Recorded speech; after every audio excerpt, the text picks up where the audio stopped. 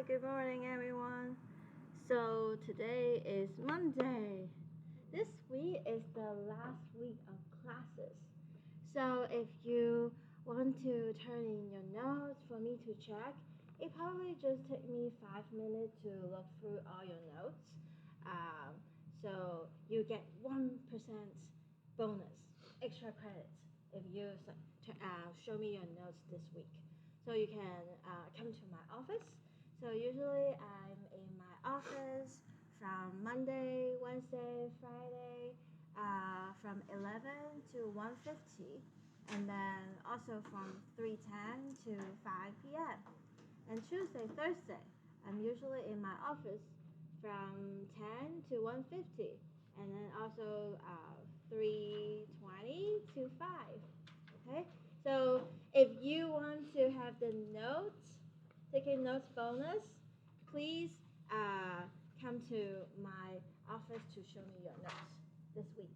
Okay, it just took me 5 minutes to look through all your notes, and try not to miss any example, because if you miss one example, you will lose 0.1. So, which means if you miss 10 examples, then you don't have any notes bonus. So yeah, today we don't have an internet here, so right. But do you receive my email about the class evaluations? So yeah, if you haven't filled out the survey, please help me to fill out the survey. I kind of forgot what is our current response rate, but not over 50% yet. So if the response rate is greater or equal to 90%, then everybody in this class will get 0.5% extra credit. And also you have the attendance bonus. If you miss no more than 2 classes, you also get 1% bonus. So this week is the last week of classes. So if you have some homework that you haven't submit, if you have some practice exams, exam correction and wrapper, please submit those by the end of this Friday. So okay, yes. So this Friday is the last day I accept all the late work. Okay, so you kind of turn in everything except the practice final exam, which is due the night before your final exam. Is that clear, everybody? So this Wednesday, we will have our last exam, which is exam 4, right, everybody? So exam 4, this is the formula sheet. I will give you an exam 4.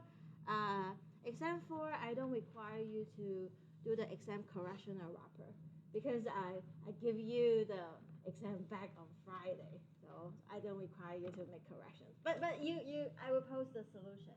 Make sure you check the solution and understand your mistakes, and then study for the final. So final is cumulative. It covers everything. So I'm planning to give a study session either Friday or Thursday afternoon. Which day do you prefer? Final study session. Friday. Friday? So Friday, 3:10 to 5 p.m.? Does that work, everybody? Okay. Yes. So I will also send you an email. Okay, so chapter 10. Last class, we talk about vectors. Okay? Vectors. Oh, not this one. This one. Okay, so we were talking about dot products.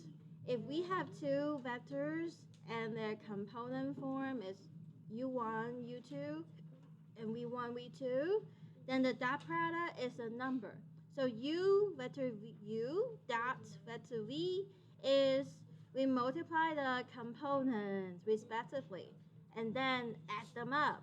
So u1 v1 plus u2 v2. And the answer is a number, not a vector. Okay? And then we also realize a vector dot product itself is just like v1 squared plus v2 squared. So the sum of each component squared. This is the magnitude of the v squared. Do you remember that, everybody, from last class? And we also have these rules. Okay, so last time we did the example, this practice. Do you still remember, everybody? So when you see parentheses, you do the operations inside the parentheses first, and then you do the outer one. Okay? And so today we continue. So geometric interpretation of the dot product. If theta is the angle between two vectors u and v, so we have this is u and this is v. Let theta be the vector between, let theta be the angle between the two vectors. Then we have u dot v is the magnitude of u times the magnitude of v times cosine theta. And theta is the angle between them. So we can use this formula to find the angle between two vectors. Oops. Two vectors. TWO vectors. Okay. So we solve for cosine theta. You can see cosine theta is u dot v, and then divided by the magnitude of u and the magnitude of v. That's why we get that. Right, everybody? And therefore, the theta is arc cosine of that number. Okay? And because of the cosine theta, the arc cosine theta, remember? What's the graph of cosine theta? Yeah, wave starting from 1, right, everybody? And this is like 2 pi, this is like pi. And when we construct the arc cosine function, we are looking at the angle from 0 to pi. Right, everybody? So therefore, when you do arc cosine of this number, you get your theta is between 0 to pi. And that's awesome because this is the angle between them, right? And you get it from 0 to pi. If your cosine value is positive, yes, the cosine value is positive, that means your angle is from 0 to pi over 2. You see?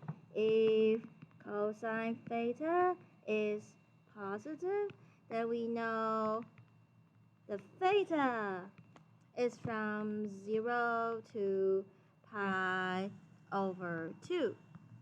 Okay, so 0 included and pi over 2 excluded. Because at pi over 2, okay, the cosine theta is 0. So if cosine theta is 0, then we know theta is exactly pi over 2. And if we see cosine theta is negative, what do you say? Yeah, from pi over 2 to pi.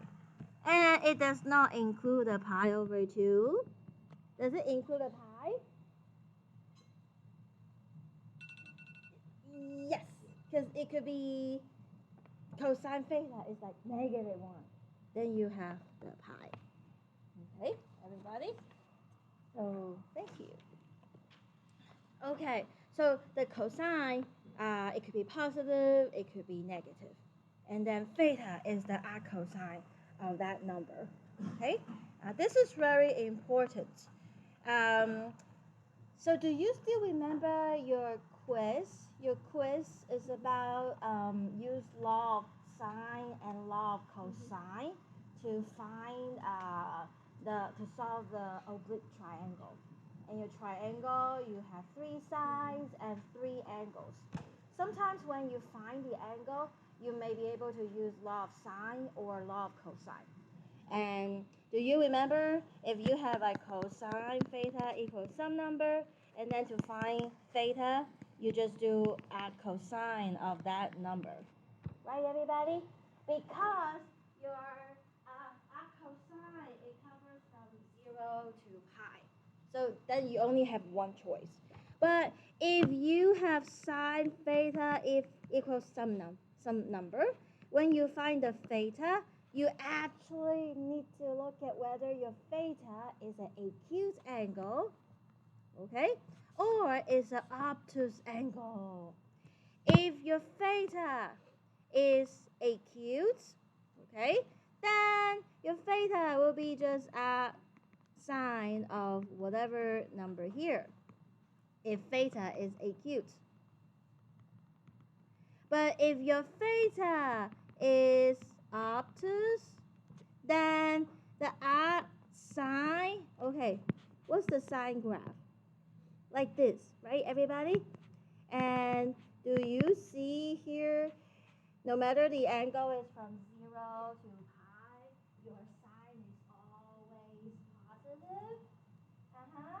So when you do arc sine, okay, when you do arc sine, you actually can have two possibilities, okay?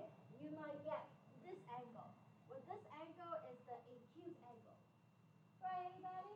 But then it can also be an obtuse angle, okay? So that's why if the theta is an obtuse angle, you are actually using what? See, if this is like theta, and then remember our reference angle, this guy is pi minus theta. Yes, everybody? So therefore, this is pi minus the r sine of whatever number here. So when you do the r cosine, you just do the r cosine. That's it. But when you do the r sine, you have to be careful. You have to look at, is the angle acute or obtuse? Okay, everybody? So after we finish this session, we'll look at your quiz 6. Is it quiz 7? Mistakes. Yeah, quiz 7 mistakes. And there is one mistake that is about that. Okay. All right. So we will talk about the quiz later. Okay. So any question up to this point? So okay, do you still have this chapter 10 formula sheets? Take it out. So last time we talked about the law of sine and the law of, okay, let me save this first.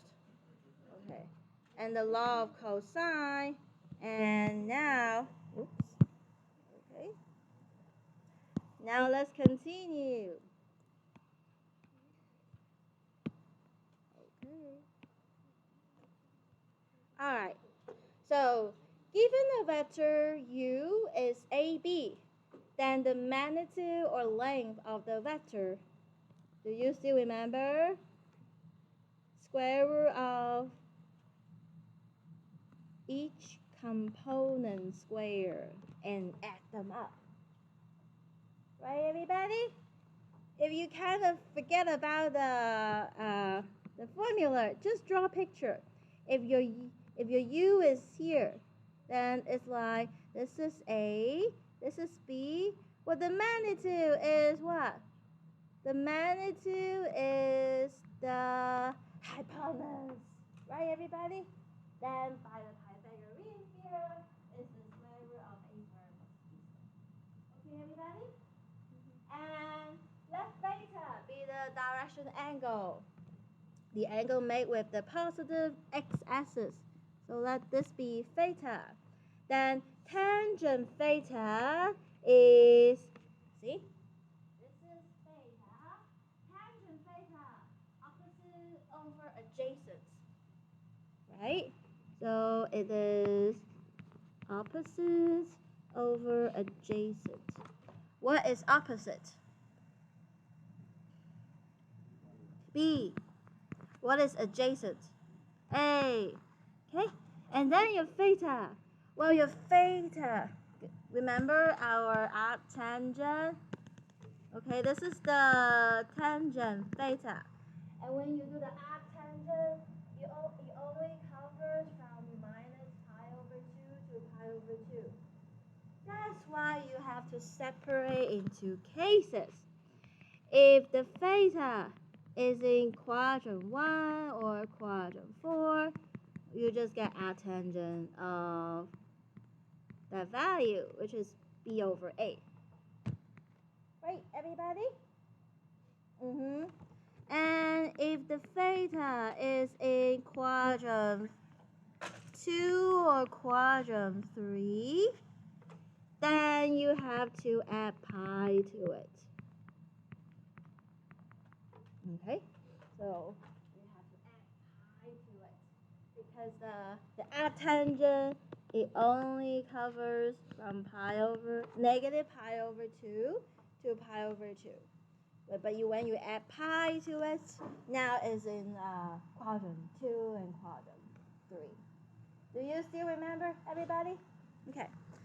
And given a vector u with magnitude, this is magnitude of u and the direction angle, theta, then the component form is, okay, look at the A. A is the adjacent, right? Adjacent over hypotenuse is cosine.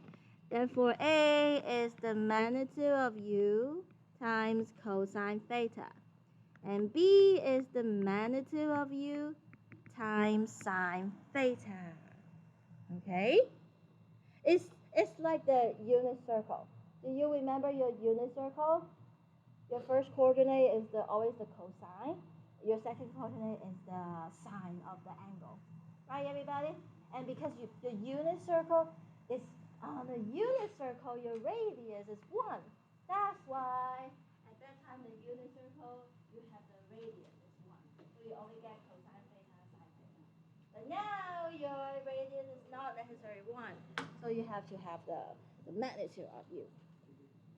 And right now, if we have two vectors u and v, then the theta, cosine theta, is u dot v over magnitude of u times magnitude of v. And then you can find your theta is the arc cosine of this number. Okay, everybody? So this is the formula you need for the exam on Wednesday. Everybody, what is our exam for? Wednesday, okay? Wednesday. And this is the formula sheet you need to know. Okay. Where's you? Any questions so far? Sorry, what did you say? What exactly going to the arc cosine? Oh, we just talked about the formula. Now we're gonna do examples. Yeah, but this is the formula. Okay. So now, for example, here you have the vector u. Okay, we can draw the u. Negative 1, 3. So that's the u. And then the v is 2, 1. So this is like the v. We're looking for the angle between them. Okay? So by this formula, we compute cosine theta is u dot v over magnitude of u and magnitude of v. See, we have this formula. Okay, so now we need to compute what is u dot v. What is u dot v? Oh, we have the first component of u multiplied by the first component of the v, and then add the second, 3 times 1. Right? We multiply each component respectively, and then add them. Therefore, we get minus 2 plus 3, which is, 1. And then what is the magnitude of u?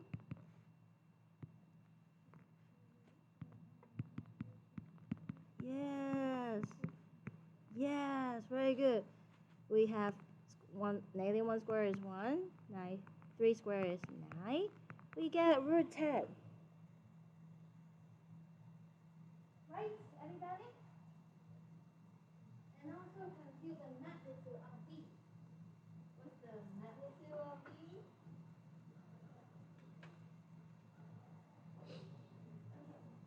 Magnitude of V.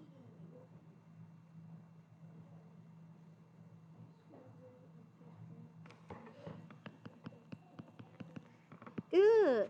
Square root of 2 squared plus 1 squared is 4 plus 1. So that is square root of 5. Okay, we're ready. Cosine theta is what? What's u dot v?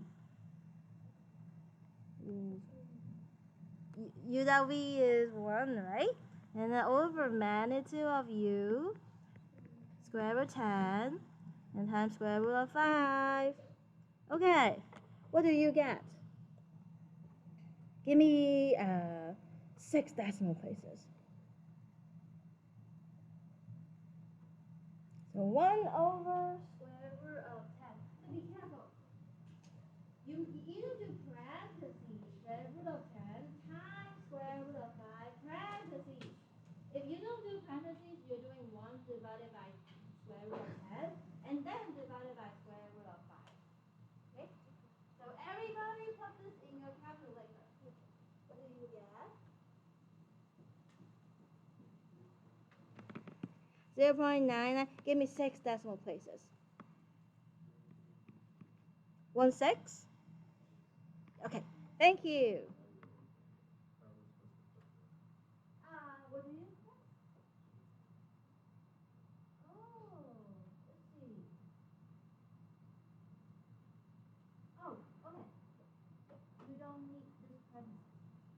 This, now if you have this parentheses, then yeah, you don't want this parentheses. You need this one. Then this piece. You do everything. This parentheses is for the square root. This is the whole thing. And now you know. Me?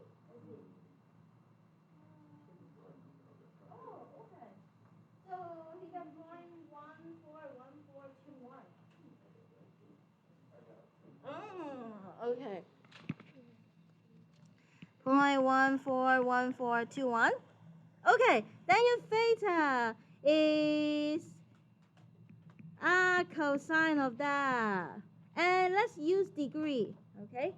Give me 4 decimal places. And in your calculator, use the answer button, okay? So what do you get? Sorry, say it again. 81 point. Oh, okay. Okay, then let's go round this to 9 degree, okay? Then we have 4 decimal places. Okay, so the final steps, you can keep 4 decimal places, but the intermediate steps, try to keep longer, okay, digits, then your final answer will be more accurate. Okay, so everybody understand the process?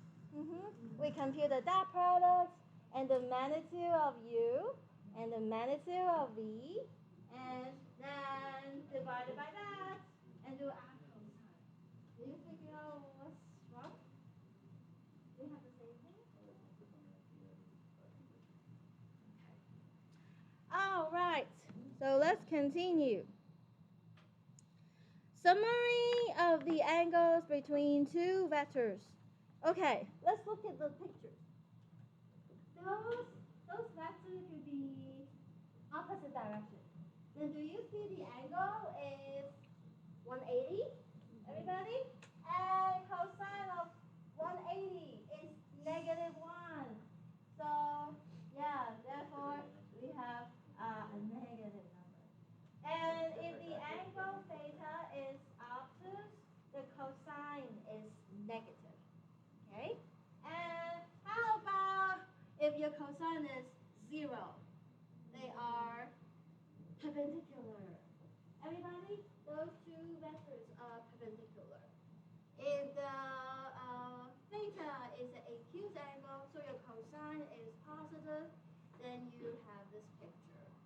And if your cosine equals to 1, then those 2 vectors are in the same direction. Is that okay, everybody? So we can look at the cosine, and then we can figure out, oh, what does the picture look like? And so therefore here, two vectors are orthogonal, or we can say they are perpendicular, if u dot v equals 0. They form a right angle. Okay, so we can also write u is perpendicular to v, and they're orthogonal. It's kind of same thing. And 0 is orthogonal to every vector because 0 times u any vector is a 0. Okay? And let's see. Let's look at this problem. Are these two vectors orthogonal? Okay? Are these two vectors orthogonal? Let's find the angle between them. What is u dot v?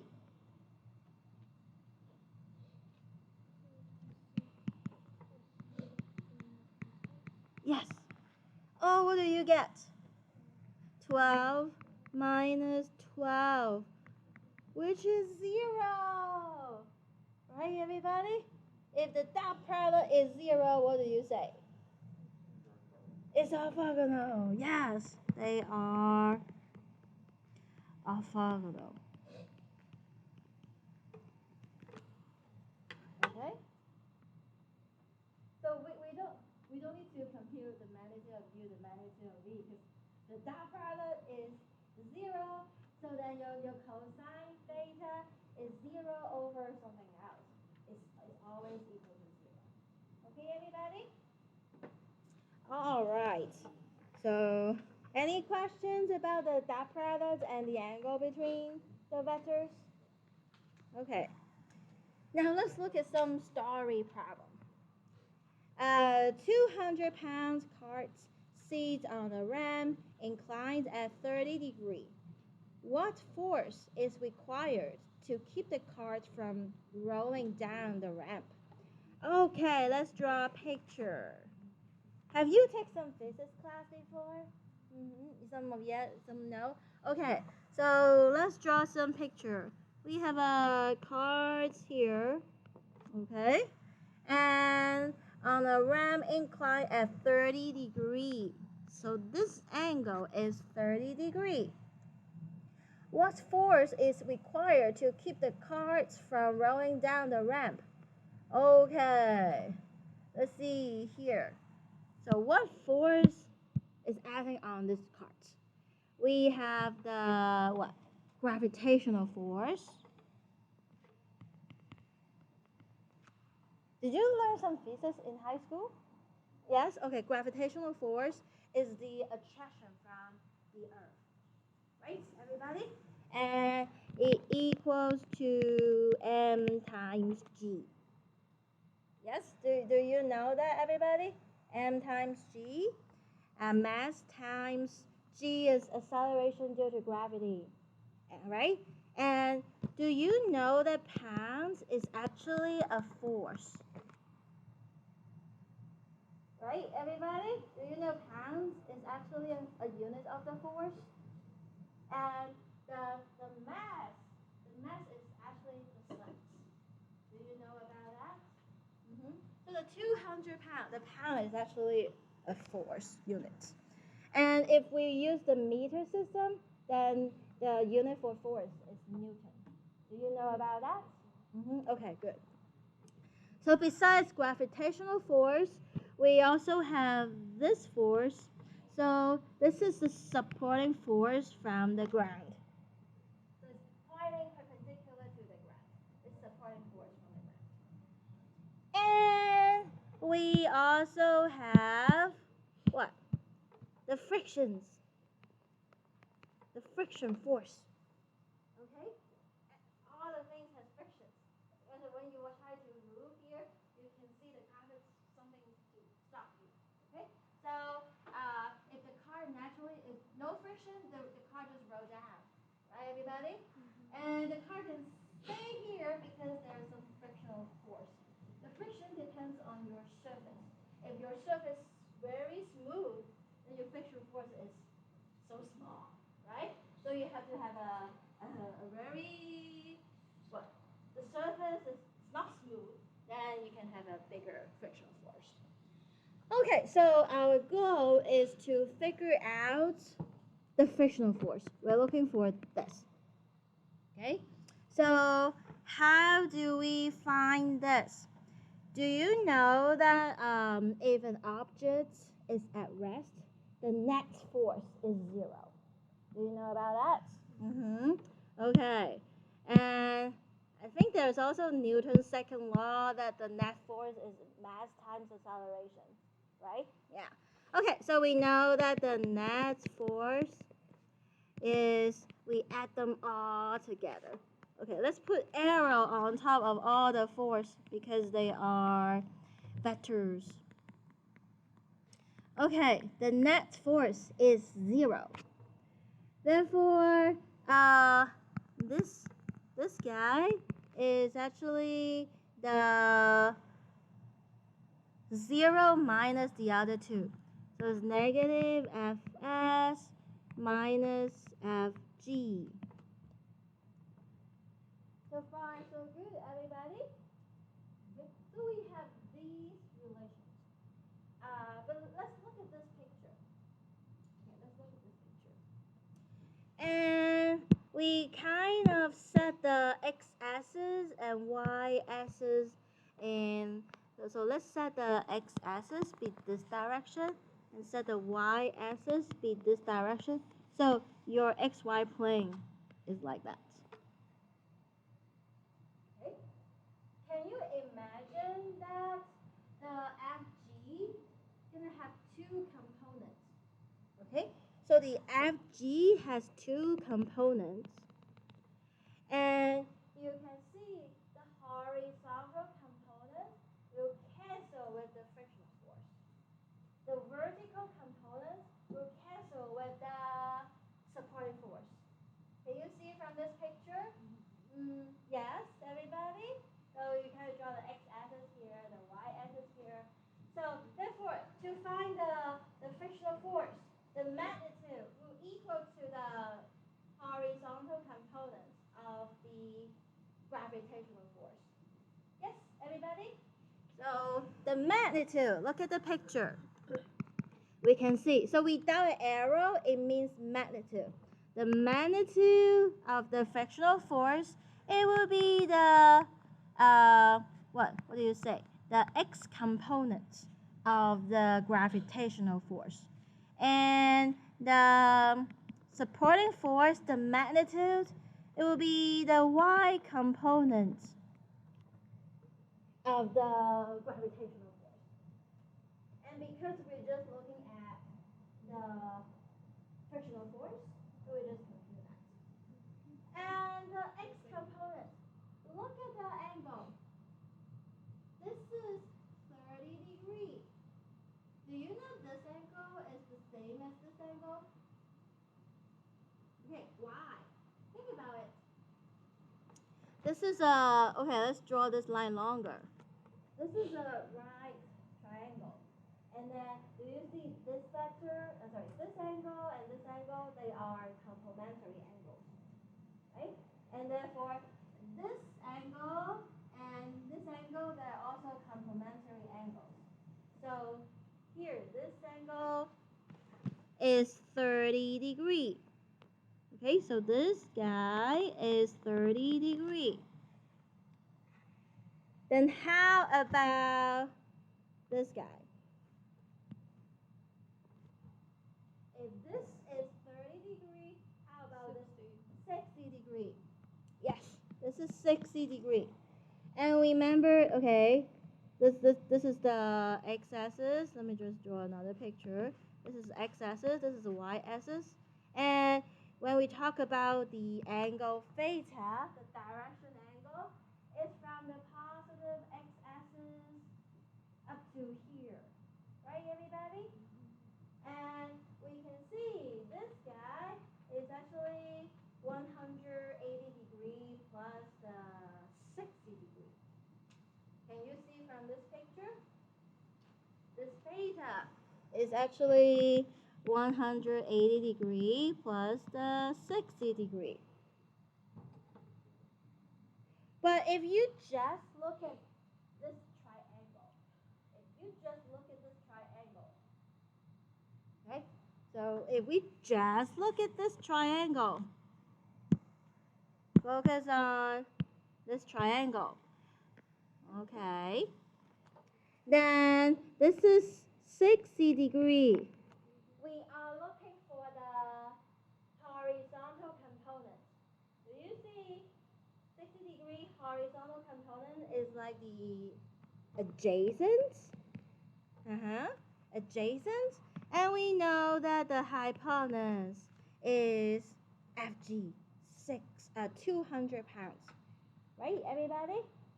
So what trig function relates adjacent and hypotenuse? Cosine. So cosine 60 degree is gonna be the the adjacent over the hypotenuse. Adjacent is the horizontal component, okay, which is the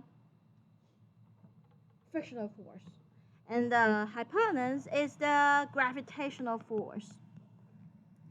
So therefore, we get the frictional force both sides multiplied by the gravitational force.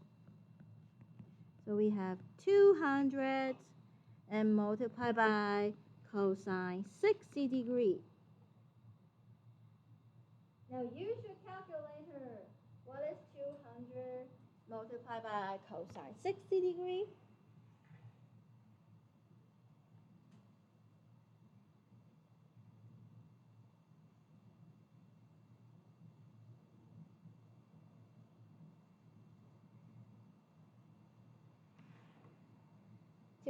Multiplied by cosine 60 degree. What do you get? 100. Yes. So we get 100 pounds. Okay. So there are different ways to solve this problem. So what we did, we look at this triangle. You can also look at the other triangle. You can also look at this one. Let me see. Okay, you can also look at this one.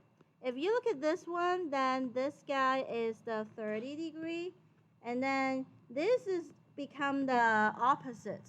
So opposite over hypotenuse is sine 30 degree. Okay, so there's more than one way to solve the problem. Okay, it depends on which triangle you're looking at. Okay, so any questions about example 4? All good? Okay, example 5. Suppose a body has force 10 pounds acting on it to the right. Okay, so let's draw a picture. This is the right, and let's say this is the first force, and it's 10 pounds. The magnitude is 10 pounds. And then 25 pounds force acting on it 135 degrees from the horizontal. So the second force, okay, 135. Oh, let me see. Sorry, something wrong with the word. This is a negative. It somehow make it negative so long. So we know negative measure. It means it's gonna be clockwise. Okay, so it will be clockwise. So this guy is negative 135 degrees. Okay, something wrong with my word. This should be negative. And this is 25 pounds. Okay, make this longer. So this is F2. And then 5 pounds adding on it, directed 150 degrees from the horizontal. So 150 degree, kind of like here. So this is 150 degree. 5 pounds. Okay, 5 pounds, it should be shorter. So F3 is here. It's 5 pounds. What single force is the resultant force adding on the body? So we are looking for the net force. What is the magnitude and direction angle? Okay, so in this problem, we want to express all the force in component form. So remember, component form is the magnitude of u cosine theta and the magnitude of u sine theta. Okay, all of the force, express them in the component form. The F1 is easy, right? Because it only has the x component. The y component is 0. Right, everybody? Can you see from the picture? It only has the x component. And it's 10. The y component is 0. Right, everybody? And then we have the F2. F2. Okay. F2. Now we can use the formula. We have the magnitude. What's the magnitude of F2? 25. And then cosine of the angle. What is the angle? Yeah, negative 135. And then the y component 25 times sine of negative 135 degree. Yes, everybody? And do you remember that the negative 135 degree, if you find the reference angle, that is 45 degrees. Yes, everybody? And you know, sine 45 degree is root 2 over 2, and cosine 45 degree is also root 2 over 2. But this is in quadrant 3, right? In quadrant 3, both your cosine and sine will be negative. Exactly. So this is 25 times root 2 over 2, and 25, negative. Okay, root 2 over 2. If you do remember the reference angle is 45 degrees, now you can put this in your calculator. You get a bunch of decimals. It's okay. You can leave your decimal, but try to keep longer decimal places. Then your final answer will be more accurate. And then the third force. The third force is, what's the magnitude? 5. And then we have cosine. What's the angle? 150 degree. And 5 sine 150 degree. Yep, everybody? And do you know what is the reference angle? See, look at this guy. The reference angle is here, which is 30 degree. And because it's in quadrant 2, your cosine will be negative and your sine will be positive, right? If you don't remember those, it's okay. Just put this in your calculator. You get, this is 5 and negative 5. Cosine 30 degree, root 3 over 2. And this is 5. Sine 30 degree is 1/2. If you don't remember reference angle, all those things, you can just plug in your calculator and get the number. So you express all the force in the vector component form.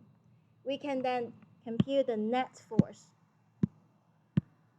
So F net is the sum of all the force. Well, what do? You add the components respectively, right? Everybody? Your first component. What's your first component? You have 10. And then your second component. The first component of all the force vectors. Okay, first component of second force is this. And then the first component of the third force is this. And now you add the second component. So 25 square root of 2 over 2. And this is plus 5 times 1/2 is 5/2. Is that okay, everybody? You add the components respectively. Your outcome is a vector. If you put this vector, if you calculate the numbers, you get, this is approximately equals to negative 12.0078. And then the y component is negative 15.1777. So you get the force. It's a vector. Now when you compute the magnitude, okay. Without an arrow, it means the magnitude. So this is the same as saying the magnitude of the vector. And it is the what? First component squared plus the second component squared. And I got 19.333. Yes. Which kind of makes sense because this number is bigger than this and this. This is the hypotenuse. That's why it's bigger than this. And then the direction angle. Remember tangent theta is b over a. So which is the y component? Yeah, over the x component. And it equals 1.26398. Okay, which quadrant does this vector lies in? See, your x is negative, your y is negative, so you're in quadrant 3. So when you compute the theta, you need to add pi to it. Okay?